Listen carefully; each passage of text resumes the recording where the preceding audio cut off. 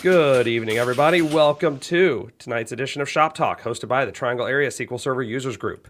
So, if this is your first time here, welcome.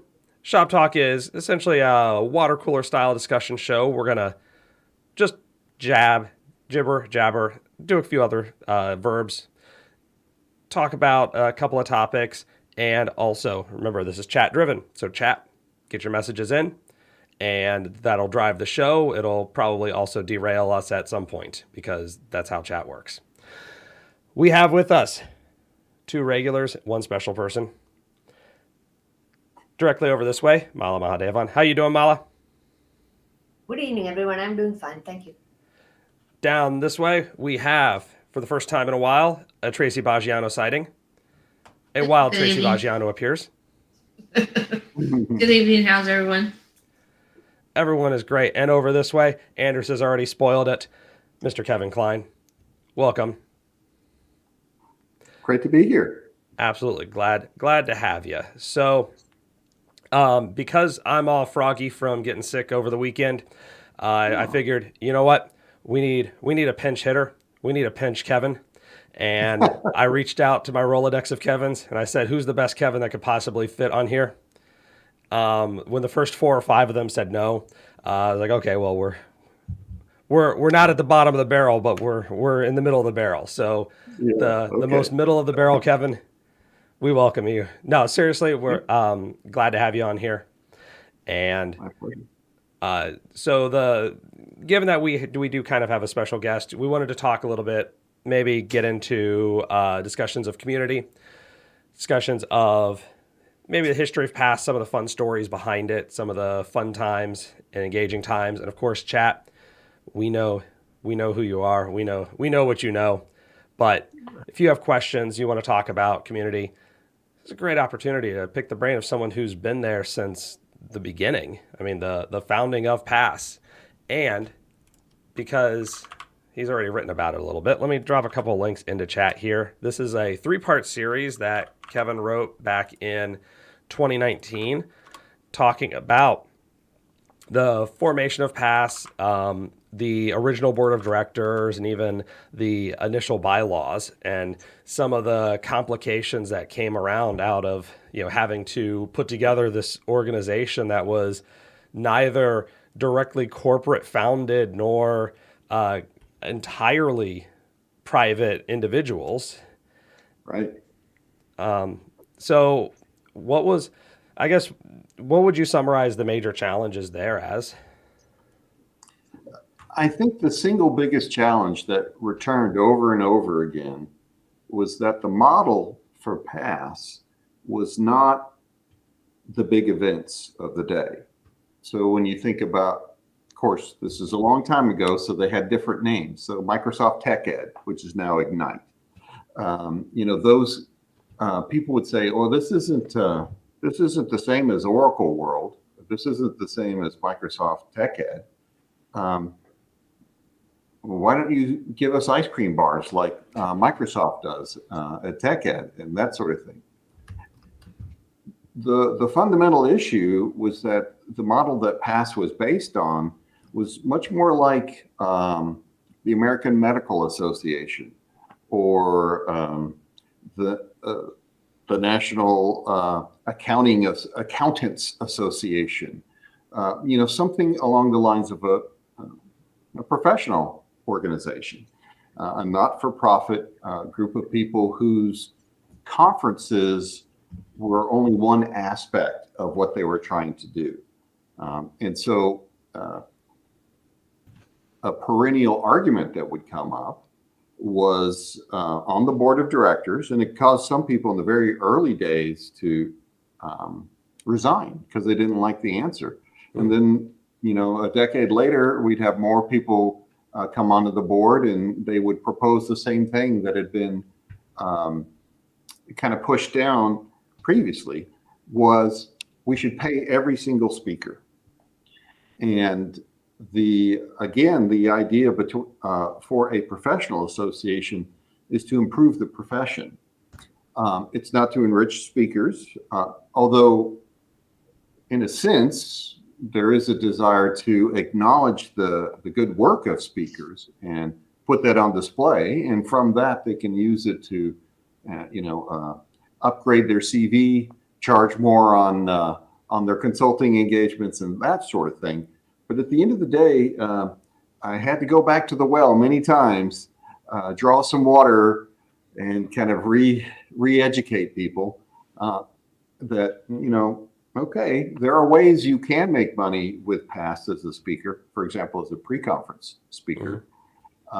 But the 1 hour slots that we had throughout the day, that was driven by the whole model it was built upon, which was what we were seeing in other big professional associations around the country and around the world.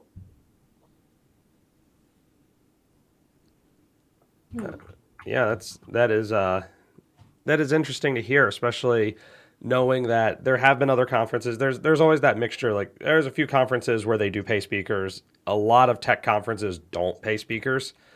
They'll sometimes pay for travel, but it's not you get paid per session type of event typically.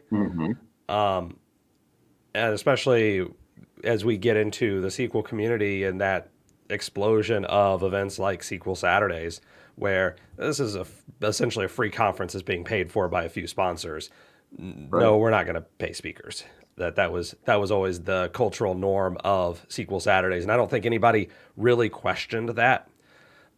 Just like at user group events, no, we're not going to pay speakers. I will say at TriPass, we have paid a couple of speakers like, hey, okay, you drove over from Charlotte. Here's a $25 gift card because we appreciate you coming out 3 hours to speak for us. But that it wasn't expected. It wasn't, oh, well, I flew to Boston last year for an event. Yeah, no, they bought me dinner. That was cool. But it wasn't like I was anticipating, oh, I'm only flying up here because they're going to give me dinner. Yeah, exactly.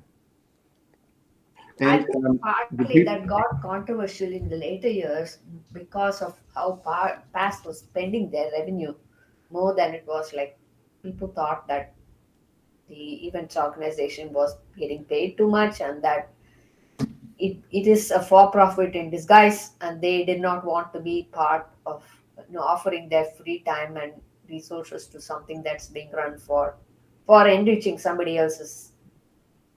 That was the controversy in the later years, and I got some of that even with the Redgate Run Summit last year with some people. I was helping to set up the panel, and some of the panelists said, "Can you ask them to pay us a little bit more for doing this?" And I'm like, there is no history of people on the WIT panel being paid anything.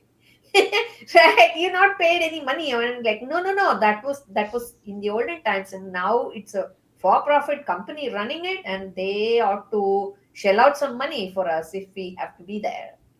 So it was interesting. I mean, Redgate offered some money, not a lot, but I wonder if they continued the tradition of paying the pre-con speakers. Pre-con speakers got, they got. My guess is that I don't know the exact numbers or anything. But no, they did get paid. Yeah, they did get paid. Yeah. I mean, they got paid based on the people in the class. Right. And then turnout they got. Yes, that's typical. Right, and then session speakers got a stipend that was. It wasn't huge, but it was like, okay, that probably pays for travel cost, at least airplane cost. Okay. So it was not nothing. So that was not bad. Okay. Yeah, definitely a difference from the early days. In fact, one of the first internal board arguments, not only the topic of payment, but and that caused a couple of people to leave the board in the very first cohort of directors. Two very prominent members of the community left because they were unhappy with the decision to continue the not-for-profit professional model. But another interesting thing came up as well in that those who do get a slot as a pre-conference speaker, you have the potential to make a pretty good amount of money if you can get a couple hundred people into your class, between $10,000 and $20,000. And so I forget which year it was. It was probably around year 3 or year 4 Some people brought it to the attention of the board that the members of the program committee who select the pre-con speakers were presenting pre-cons.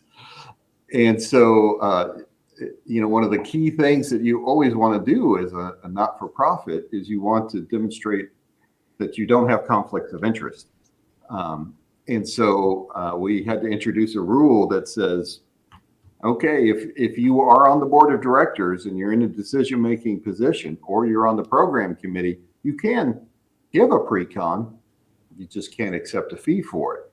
So the people that had already committed to doing a pre-con went forward with those, but the composition of people submitting changed the following year because they're like, no, I can't get paid for it, so I'm not going to do it. So it's one of those interesting things that happen. Right. That kind of unintended consequence that, oh, no, I guess we do have to have that rule in place. And there's some interesting science that goes behind these kinds of thoughts and decisions. For example, there was a study I was reading about in the Harvard Business Review many years ago, and it talked about how incentivizing people with money. Okay, how effective is that as a means of getting people to do things that you, as an organizer of some kind of activity, wants to see happen? And so they iterated through many variations on the experiment, but the one they feel like really taught them the biggest lesson was they gathered a bunch of school-age children, and the task that they gave them was to draw, to make art with whatever you like to make art with. And the first group of kids, they just gave them supplies and said, go crazy, kids. We know we selected all of you because you like art. And so just make as much art as you want. And every kid made 4, 5, 6 different things. Some that came back to something they did earlier, and they scribbled new things on it. Then another group of kids, and of course there was a control group, but another group of kids, they had isolated as being fans of art and liking to do it. Same kind of attitude about art, but they said to the kids, we'll pay you for your art. And before long, they stopped doing it. They didn't produce half as much as the other kids who were given only the joy of making art as the payoff at the end. And, they did a lot of analysis on this. They're like, why is that? And the fact is, when you bring money into something that brings you joy, now it feels like a burden. And if you don't feel like the payoff is worth the burden, you're going to stop pretty soon. And so there's not just the issue of money at the root of whether you choose to pay speakers or not. It's really about the character and the nature of the community itself. And one thing, when I was able to move into leadership, that was my main emphasis all time, every day. Anytime I talked with other board members, the idea was we have to be the best versions of ourselves that we can be, right? If we start talking about motivating people through money, that's not as good a version as the person who does something for the love of that thing. And so I think it made the community better, in many ways, because people who presented at the events, who wrote articles, who volunteered. Mala, you were one of our early Passion Award winners. That you just can't pay for that kind of enthusiasm. You really can't. And so when people are my first summit, actually, I was a Visual Basic programmer back then. I did some SQL Server. I managed a bit of the backend for my boss, but I wasn't actually a full-time data person. And the Microsoft guy who came to speak to my boss about licensing, he was the one who told me about tasks. So he said there is a community in the database world that you might want to check out, and you may find like-minded people there, like you, who are able to educate you and help you get ahead. And I've heard great things about this community. I think past must have been about 3 or 4 years then, and that's how I knew. And then the Chicago was my first Oh, yeah. summit, and I couldn't Not the afford very first the one, though, the one we did a couple of years later, right? yeah. So Yeah. I couldn't afford the entire fee. I was like, wow. I mean, no, I was making like, I think I was making like $1,200 a month, then Mm. somewhere around that much. I was on a visa. I was bound to the company I work. I didn't have freedom to move around. The rules have changed now. In back in those days, they were very, very strict about that. If you are an H1, yeah, moving jobs used to be a horrible nightmare. So yeah, so I decided I took the Greyhound bus from Louisville to Chicago, Wow. and for one day of the conference, one night hotel, and the next day I hopped on the bus and I came back. So I attended one day's summit at Chicago. The next year, I got a little bit of money, bonus and such. So I went to Texas. What was that? That resort in Texas, Kev? I forgot the Yeah, name. grapevine. Yeah, Yeah. lovely resort. So I could afford 2 days then, and airfare to Dallas wasn't all that bad. So I went, and that's when Rushabh Mehta talked me into starting the local user group at Louisville. How about that? Yeah, I didn't And realize. he said you get the conference for free if you run a user group. So I'm like, there is no way that on my $1,200 a month salary that I'm going to afford a conference of this nature. So I'll be very honest. That's why I took it up initially. Like, okay, I didn't know if I'd have people come and speak or anything. I didn't know anybody. I was an introverted person. So Rushabh said, between me and Microsoft, we'll do the marketing for you. You just get it started. So we'll send out emails, we'll get you speakers, and then you can go. So that's how it Mhm. started. The Louisville SQL Server user group with about 4 people in the local library, which used to give us a free room back then. And then somebody, I think Tech Systems or somebody offered to sponsor us. So we started getting pizza in, and people started coming. And then I ran that for about 12 years. And I Oh, went I went to the PASS Summit comp by PASS for 21 years, and that changed my career. If I'm anywhere today, it's because of that. I mean, attending the same conference without any break for 21 years is not something that is easy to do. right. Yeah, No, that's a commitment.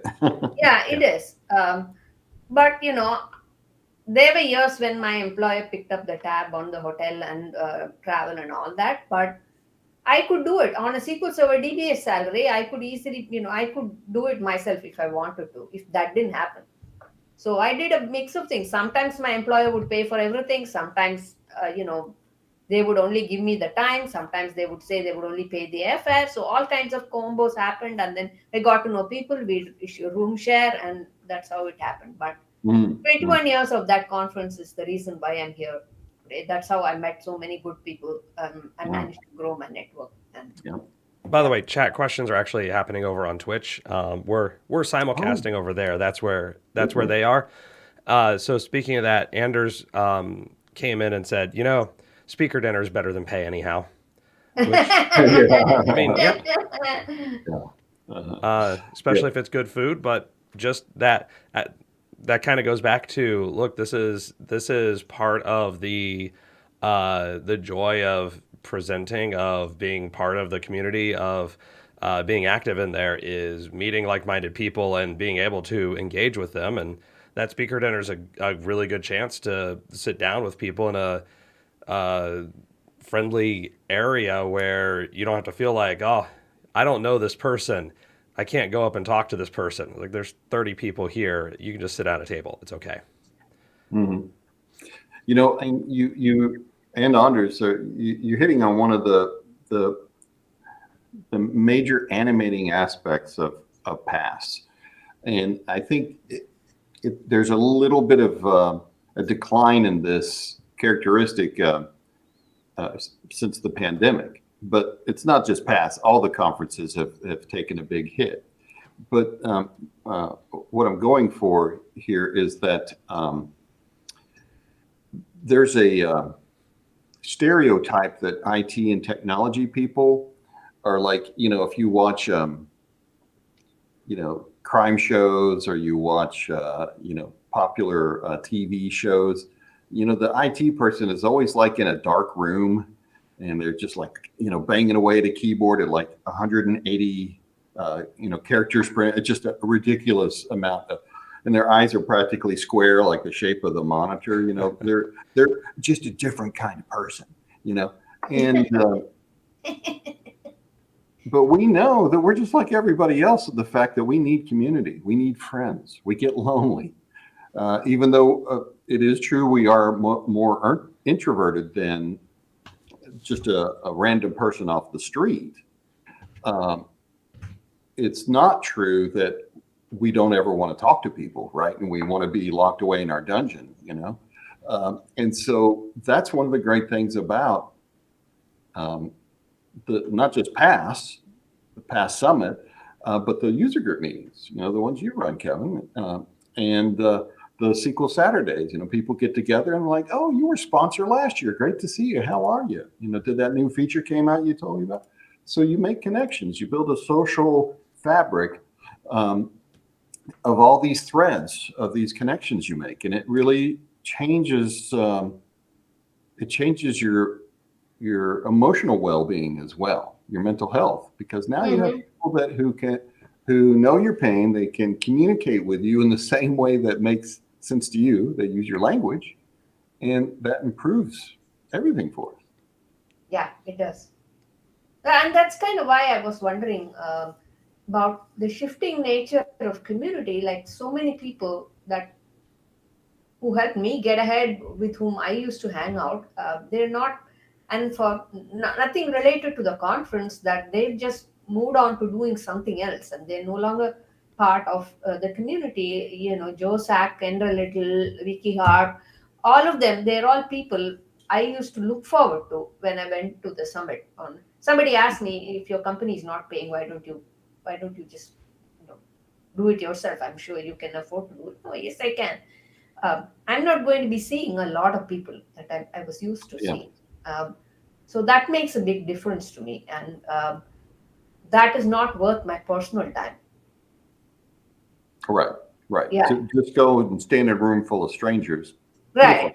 Right. Yeah, that's kind of the opposite of that speaker dinner experience, or Right. actually a speaker dinner where you are literally the only. I've never met a person in this room, and I'm not the type of person who's just going to walk up to random people and be like, "Hello, random person. I don't know who Right. you are, but we're going to be friends." And my network is big enough that I can manage to sustain it from where I am. That too. Some people are not there yet, and those people I really encourage them to go. Yeah, you do need to go make new friends and get it going. But when you get to a point when that's fairly stable, you have enough connections, then I think I don't know. Well, so much has changed with the way we interact since the pandemic. I saw a recent post that I actually meant to respond to, from a person who runs some some dev kind of events, like code camps and those kind of things. And they said the same thing that we all said after our first conference or two after the pandemic. We're like, it's great to be back in person, but 40% of the attendance we used to have. Right. So many less people are coming. And, it's hard to say for sure what the cause is. And there's probably somebody working on their master's thesis or their doctoral, their dissertation on that, as to what has caused this change in behavior. But I don't know the answer to that, but we do see the evidence everywhere that in-person events are not as powerful or attractive as they once were to get people together, and that's a shame. Yeah, I think it has to do somewhat with the industry changing too. It's like when you say data conference, data conference is such a big word. It's like there's hundreds of things that happen in data, and yeah, it's mostly SQL Server. It's fair enough to say that because that's how it originated. But I work for an on-prem SQL Server shop. So sitting in a hardcore as a class is not, I mean, I might learn something, but we all know we learn best by working hands-on. Yeah. That's not going to be stay with me for a long time. Yeah. And then there's too many different, very specialized areas that people are in that I don't know if there is any one conference that's going to meet your training needs anymore. It never used to be that way before. This Yeah. one SQL Server conference and everything I learned there used to carry me through the year. Fine. Yeah. Yeah, but those days are gone. I think another element, and I'd love to hear what the viewers have to say, but honestly, I think there's so much good training available now. Right. You know, I can go to you. For example, I was rebuilding my deck over last summer, and I basically took lessons from master carpenters anytime I hit a snag. You know, it's like, okay, well, this isn't plumb. You know, it's not plumb, it's not level, and the quite. How do I figure that out? And there's like, oh, I have 16 videos to choose from to answer this question. And so, you know, there's so many situations in which, because the cost of those kind of events and that kind of video production have come down so much, used to be you had to go to a conference a lot of time to get that good information. But do you really? Not so much anymore, you know? Mm. Yeah, absolutely. You know, like, or you had to go to an apprenticeship program, or you had to go to, I know that there are some, it's not quite a hackerspace here, but there are places where you can go and hear handyman skills or other things where you could do that, or you can go to the YouTube channel of somebody who shows you how to do it as well, and then watch 3 separate videos and say, oh, okay, I know how to do this now. Right. Anders So learned from the Angus white has a book. great point. Like people go to conferences to learn. So yeah, you go to network, but I'm not sure companies are interested in your personal network. If they are, you're lucky. I've never worked at a place that was openly supportive of. I mean, unless you're doing something salesy for them, it doesn't add up for them to support your networking needs. I think that's fair. And that was always my advice too for people who were going to pass or any other conference for the very first time, was to focus on the networking. You know, and I'd usually characterize it as you're standing in the hall and you've just met someone who spent who knows how many hours figuring out and fixing the exact same replication problem you're right. That's just an example. Whatever problem you're running into. Well, don't interrupt and say, "Oh, you know what? It's time for another class. I'm going to head up to the next." No, you're going to get the session recordings afterwards, right? Unless you have a question you specifically want to ask the speaker, you know, get the free consulting from somebody who's been there and done it before. That kind of networking is way more valuable, or at least as valuable. And then you can watch the sessions you're most interested in at your leisure. So yeah, but your bosses, that's not what they're really sending you there for. So, yeah. At this place, at least, when we went to the past summit, Kevin used to organize, get all the people in the room, and then each one of us had to present on the sessions we attended and what we learned from it. So we had to prove to them that we brought something back. Right. Yeah. And that's an excellent habit for your, you know, you want your team to be in the habit of sharing knowledge. And whether it's in a conference or even if 2 or 3 people on the team go to the local SQL Server user group meeting, you know, you don't want that to just sit in their minds. You want everybody on the team to learn their lessons. That's very true. Yeah. So do you think, Kevin, that the future of in-person conferences is a little bleak? Or do you think it's going to pick up when travel when we get out of the mess, the post-COVID mess we are in, and every companies will start paying again? Do you think that world is going to come back? Yeah, you know, I am definitely not a binary person for almost everything. You know, some people are like, oh, conferences are over, they're in a tailspin, they'll go away and they'll never die. I mean, they'll die. and we'll have half as many. Or a lot of people are doom and gloom, or they're like, no, it's going to come back. It'll be fine. And I always have 100 shades of gray between here and there. For things like this, my particular feeling is that conferences are a sort of long tail kind of product. So what the hell does that mean, Kevin? So think about this. The telegraph and Morse code were still acceptable and supported forms of communication into the 21st century. Mm. So that has a really long, its peak was in what, 1810 or 1910 or 20 or something like that.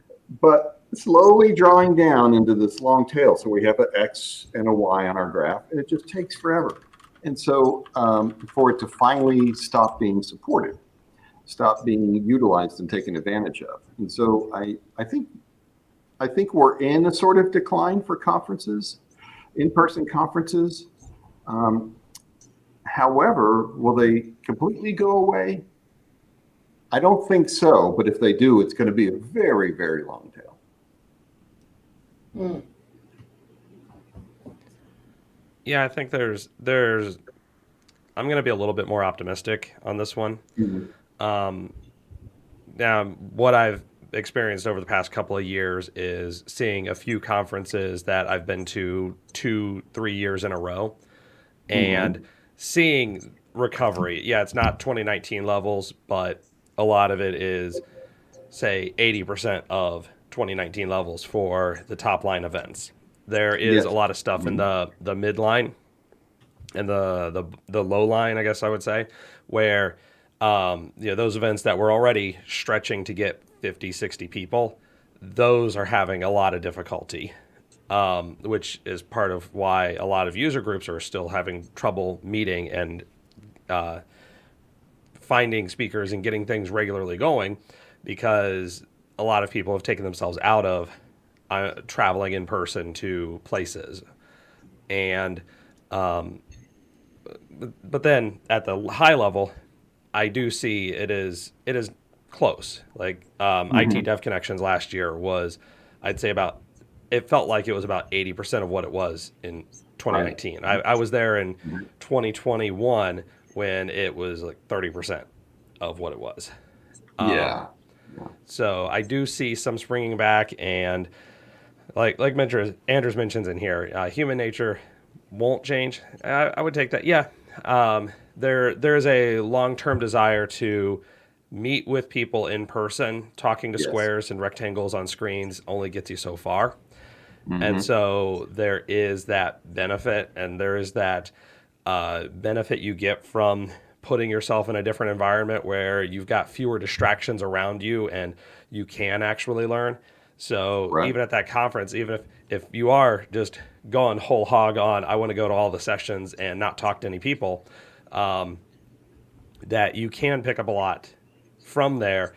You may struggle to pick up when you're working from home or you're in the office and you have just the regular rigors of your job and your life, and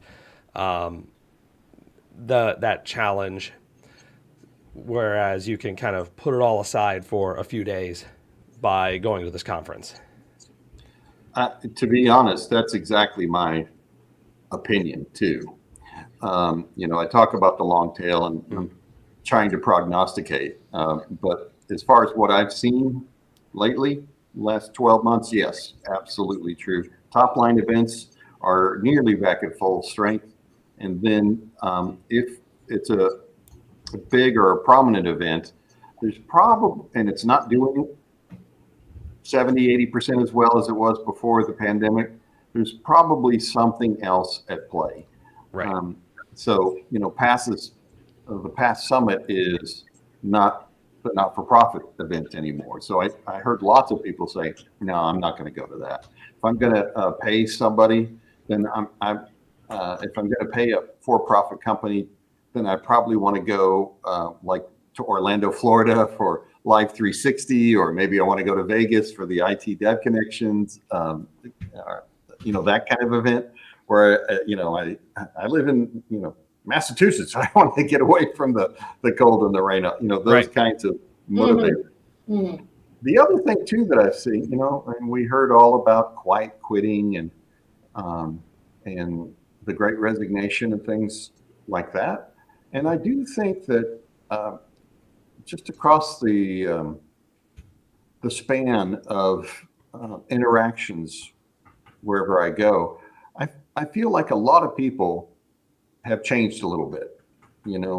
After the pandemic, if they have family, a lot of people that I know have really kind of recentered around family. And so,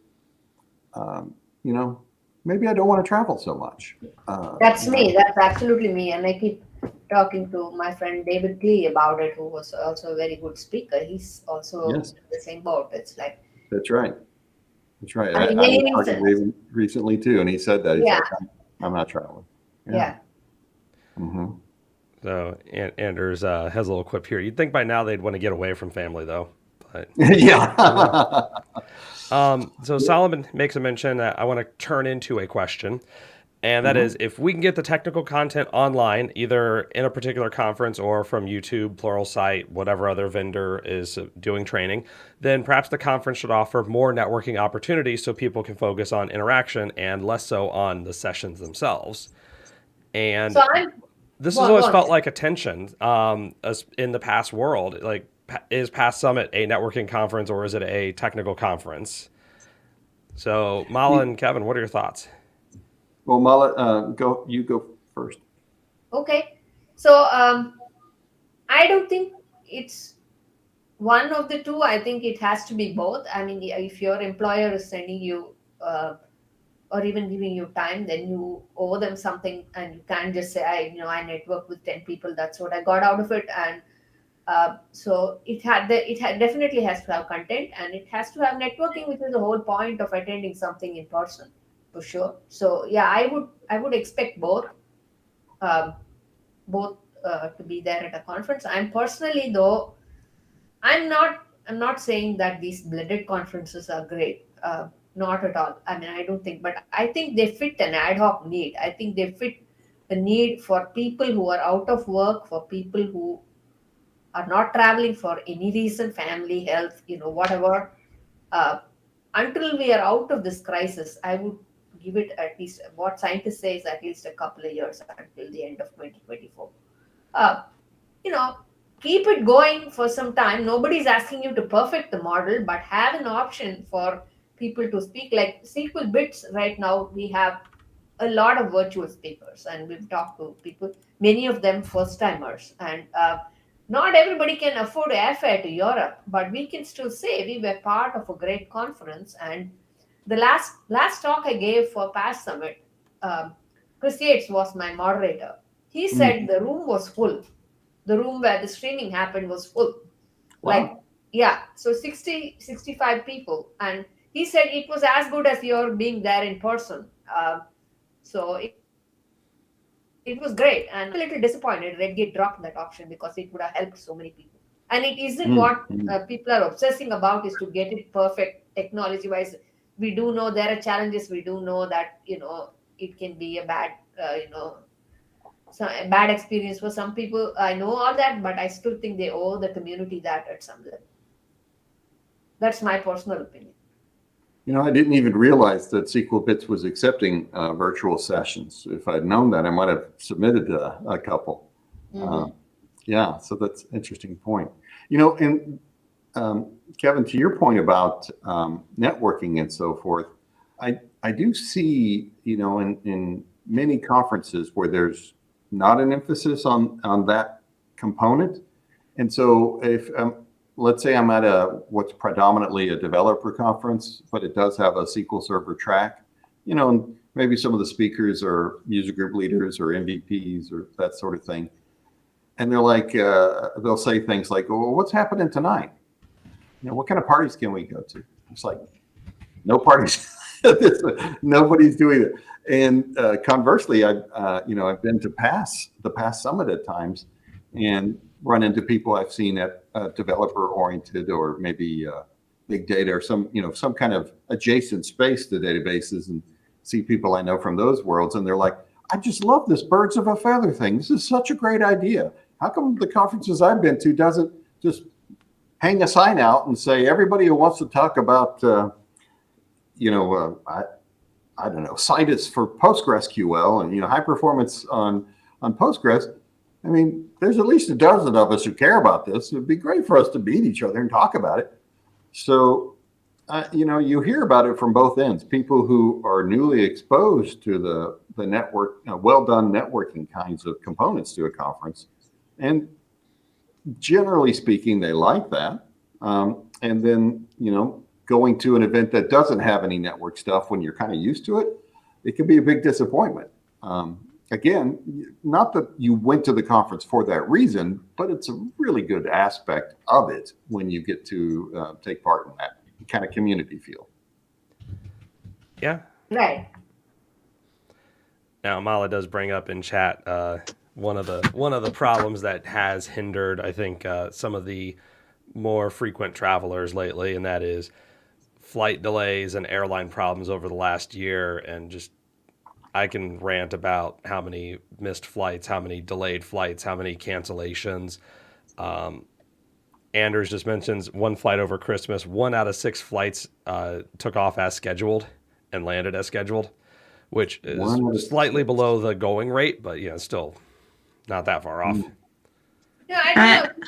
People remember how much airline suffered losses post 9/11. I remember how much it sucked to travel even then. And that took like 3 to 4 years to straighten out. So we are kind of maybe not that bad, but we're still like that in a way. It's going to take some years for everything to recoup with the losses and the stuff we've been through with the pandemic. So Yeah, I attended the SQL Bits speaker briefings. They said they only had like 20 virtual speakers. They said the virtual speakers are actually pretty low this year. So, well, I'm grateful that they're keeping it up despite that. Yeah, I just don't know if that means they'll keep it up next year with the numbers being so low for the ones that they had. No, I think it may be intentionally low. I'm not sure that it is. I don't know. I just know they said it. They particularly mentioned the number of virtual speakers they had was low. Okay. When we did the speaker briefings, I didn't ask questions about why the number was low or how it got low. They just said it was low. And they do anonymous selections, so I don't know how it got low. I'm not going to get into how they go about their stuff. So, but whether that'll still be there as an option next year or not, who knows? Does it add a lot of expense? Do you know, Tracy? I have no idea. I have no idea how the conference gets ran as volunteers. I'm assuming it adds some expense because they've got to, coordinate all that stuff. Yeah, there are some capital costs. You have to have the equipment. Generally, that hybrid conference is more of a challenge just because you now have 2 sets of logistics running concurrently, because you have to deal with, here's all the people who are in person and dealing with the challenges of people in person. And unless you have dedicated AV people who are capable of setting everything up and kind of running independently to help out the hybrid people, it ends up that they tend to get dragged down a lot, where the hybrid experience ends up being awful. So there's a little bit of cost up front for that first year. If you really want to go forth and do it regularly, there is challenge in getting it set up. There is expertise that is necessary, which is separate from that expertise of running an in-person event. And I think some conferences have done it well. Some conferences have tried but couldn't quite pull it off. And I don't want to shame any conferences. We're not going to name names. Yeah, I don't want to name and shame there because they tried. It's just it is a challenge. It's running an online only conference or running an in-person only conference is easier than running a hybrid conference. It's not twice as hard, but it's like 1.8 times as hard. Oh, I couldn't agree more. And then there's usually a third-party platform that they have to buy to stream everything through, and the speaker has to figure out how to use it. And it's their first year using it. The the conference people themselves and the speaker, and yeah. So I mean, there's always something trying to work things out. So after day one, things kind of calm down. Because I just know from moderating a session this past year for a conference, there were some glitches and stuff, and it was not fun for the first few hours I was moderating a pre-con because I had some angry online people. Right, and there are more things that can go wrong because you think about any type of network issue at the event with the individual speakers. A big conference center, and I can't control it. Yeah. They couldn't control it, and so. Absolutely.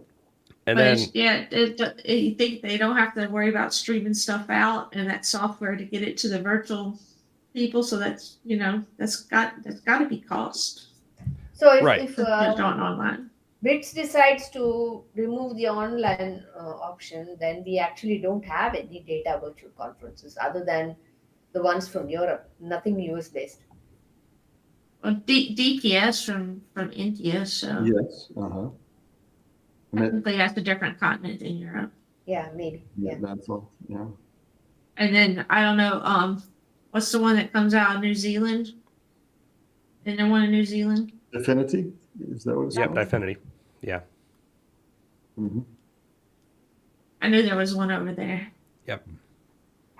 So I wasn't shaming Redgate or anything. They did an awesome job with the conference last year. I think even virtually, it was a fantastic experience for everybody. It's just disappointing for so many of us that we can't go again. It was fun, actually. I enjoyed it even as a virtual attendee last year. It was a lot of fun. Yeah, and in fairness, I wasn't even talking about past 2022 as my, I don't want to name, because I didn't really attend past 2022. I was down to Live 360. But because yes, I did choose Orlando over Seattle. Actually, I chose in-person conference where I had to present versus conference where I was only remote. Right. And Anders does mention in here that something that it does mention or does merit touching on, that is hybrid sucks, conference or work. Think about being at a work conference. You're at home, 4 other people are in the meeting room. So think of the acoustics where everybody's talking. In the best case scenario, you've got a Jabra set up in a location and hopefully you can hear people speaking, except it's really hard to hear when there's crosstalk. Whereas in a conference room, if there's 4 people, it's easy to deal with crosstalk. Yeah, Jabra also picks up whispers, right? So stuff that you can filter out personally becomes more difficult to filter, or even to pick up clearly when people are speaking, they're mumbling out to the side and not actively speaking into the device.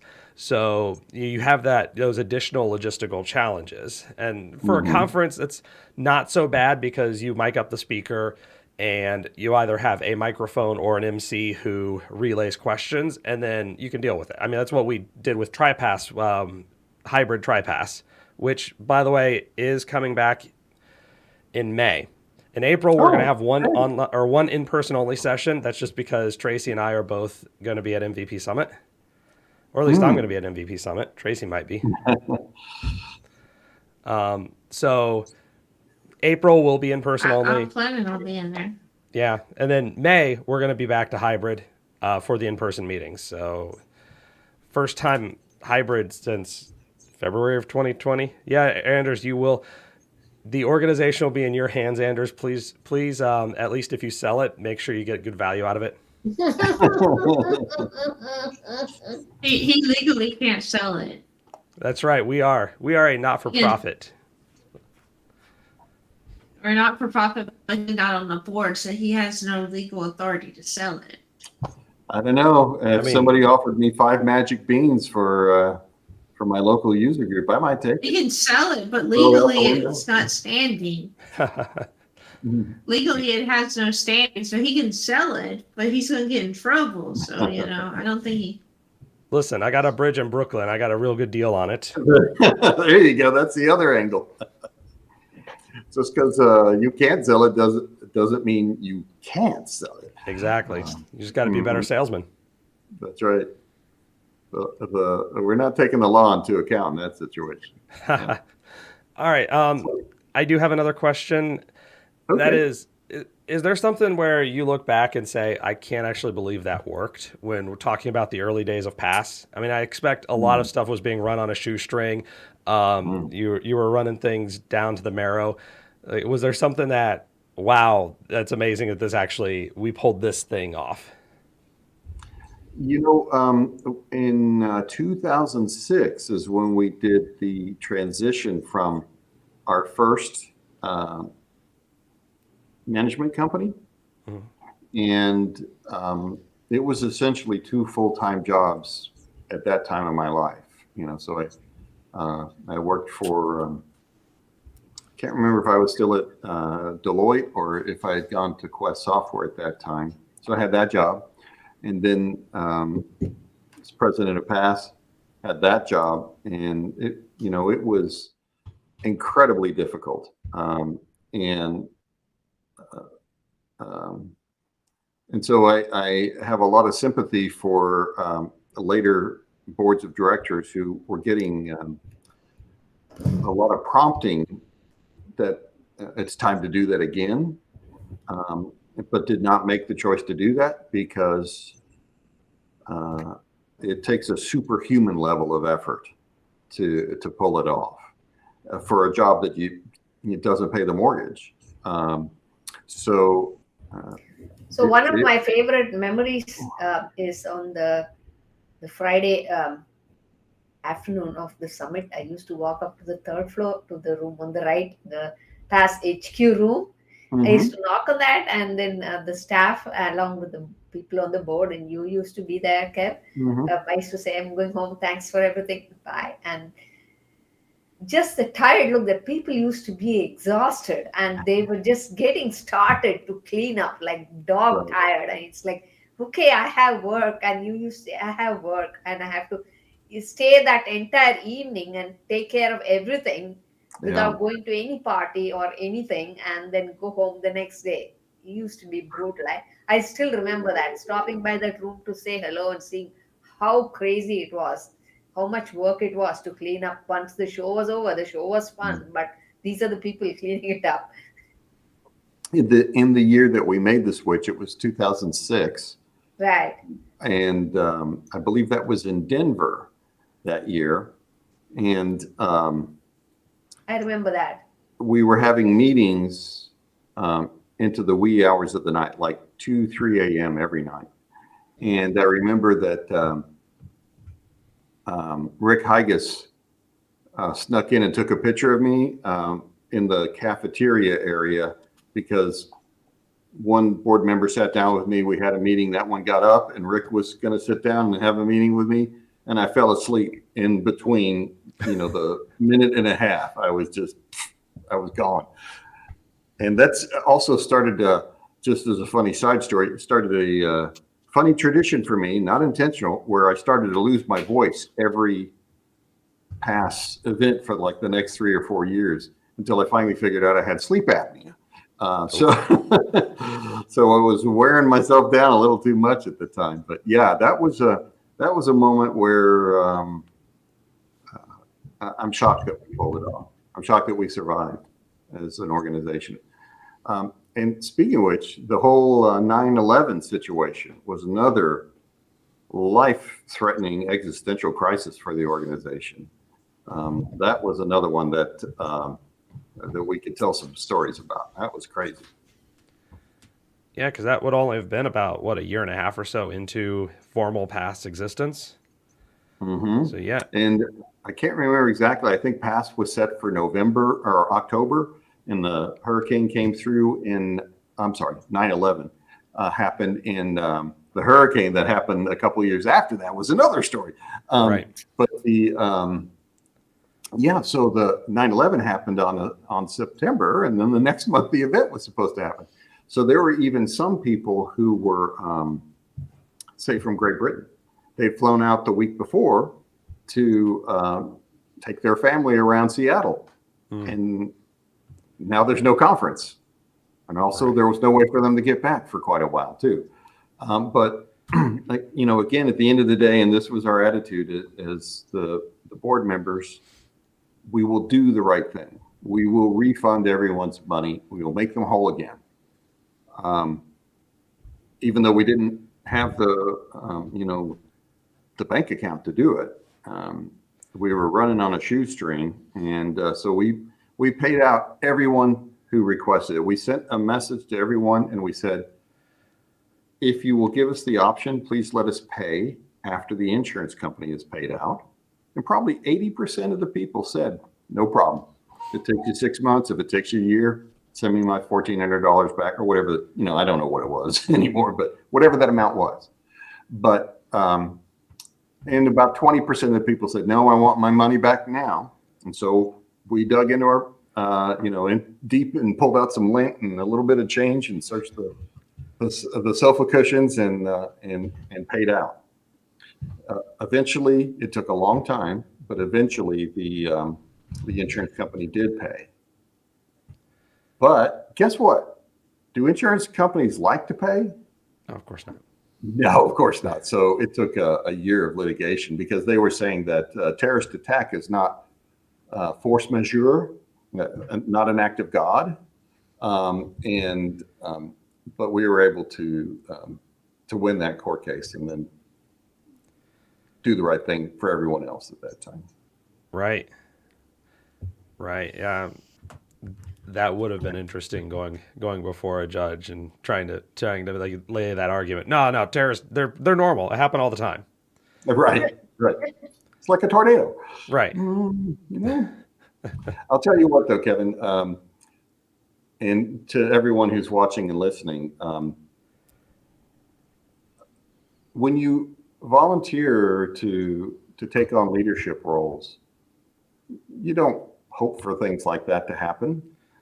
You really, at the end of the day, just want everything to go smoothly, but it doesn't always go smoothly. And so what I found that as a person, I grew much more through those difficult times than through the easier times. And so that's one of the beautiful things about being a volunteer is that you get exposed to so many more things, so many more nuances of life that you might not ever see. And this, I think, although it can be hurtful as we go through it, once we're on the other side of that, it's an experience that we have that can help us go forward and be stronger and better in life. So, I know Mala, for example, when you were running Louisville SQL Saturday, you had some people that were speakers that were really nasty to you. And I remember that well, but you pushed through, you got through, you did the right thing. And as a consequence of that, we started to see code of conduct kinds of rules. So, it made the whole community better. Very much so, yeah. Yeah, not just yourself. It made everything better for everyone. So that's an exhortation to everybody watching and listening, to you, my friends here on the call, to keep volunteering, keep doing those good things. The dividends are sometimes invisible. We don't see the benefit it does for everyone, but it's real. It's there. Also, I want to say, while Kevin is here, that if you see people who volunteering at any event, please take time to thank them, because just like I said, 21 years have passed. That passion award made a huge difference to me.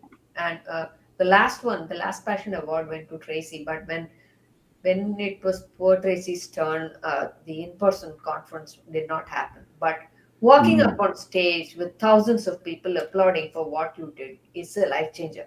Isn't it? It's a moment that is worth living for. And I got that moment. Not a lot of people get it, and I was fortunate. So if you see a volunteer somewhere, say thank you. It really matters to them.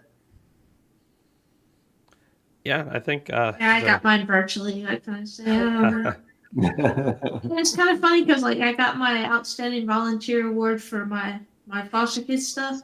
That year it was virtually too. Lame, but okay. I got awards, so I don't care. That's good. It's still good to get the award. Yes. It is. As long as it didn't arrive broken. Yeah. So I think they put on a big luncheon for the other thingy and blah blah blah stuff, and I'm just like, but yeah, it's probably better not to be the center of attention. Nice. So I think it's a really good note to end on, the virtues of volunteering. And with that, we're going to wrap up tonight's show. Thank you, everybody who hung out with us in chat. Hope to see you again. Remember, tomorrow we do have our BI and data science meeting. That'll be 6 p.m. Eastern time. So if we see you then, great. If not, until we see each other next, everyone, take care. Bye.